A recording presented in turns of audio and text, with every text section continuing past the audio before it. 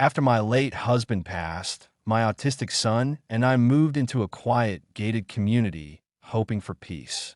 But the HOA president didn't like unusual people around. He sent letters, threats, fines, until one day, someone banged on our door at midnight, yelling, demanding we leave. But he didn't know my son's best friend was a private security officer, a man who owed our family everything. When he opened the door, the HOA realized they weren't the only ones keeping records. Their threats ended that night. They didn't want us there, my son, just wanted peace after my husband passed in a car accident. I did everything I could to give my son Liam, 16, some stability. He's on the autism spectrum, brilliant, gentle, and quiet, and he adored his dad. When we moved to Briarstone Ridge, it seemed like a lovely gated community.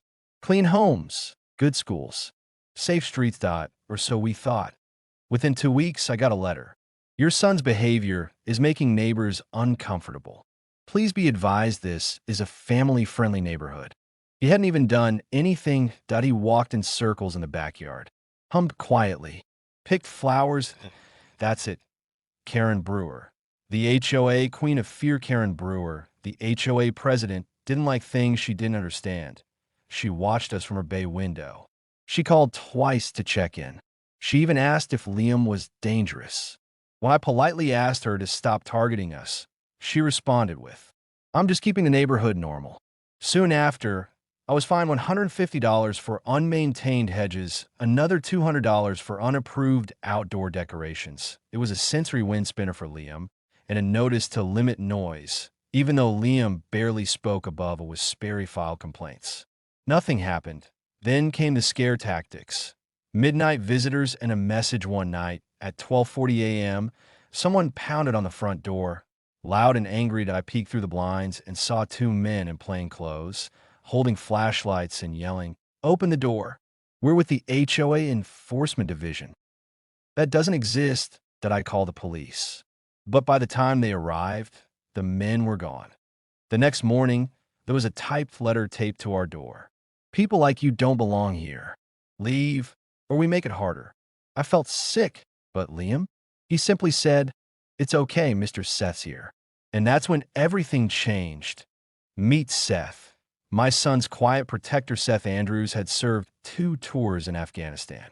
He was my late husband's best friend and had become like an uncle to Liam.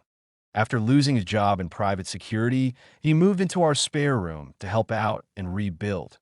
That week, he quietly set up a door camera system, motion-activated lights, and installed an app on my phone that alerted him if I got any more surprise visitors. He didn't say much, just nodded and said, "They're not coming back," without an answer. And 3 nights later, he was right. The HOA's worst mistake, yet another loud bang, another midnight visit.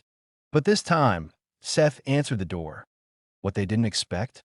A 6 feet 3 inches, former military-trained man in a black t-shirt, calm as a still pond, standing there with a security badge clipped to his belt. They stammered, "We're here to talk about," Seth interrupted.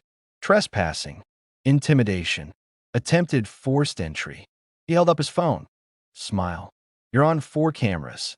And then he said the 5 words that changed everything. "I've already sent it in." Seth made sure they'd never knock again. After Seth confronted the 2 men at our door, he handed me a flash drive. I sent everything to the county's housing commission and the state attorney's office. The footage showed the same men from earlier threatening us at midnight, HOA-branded documents with no legal merit, and audio of one man saying, "This is what Karen wanted us to do.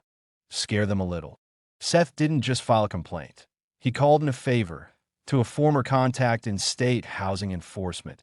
Within 48 hours, the HOA board was in for a surprise of their own.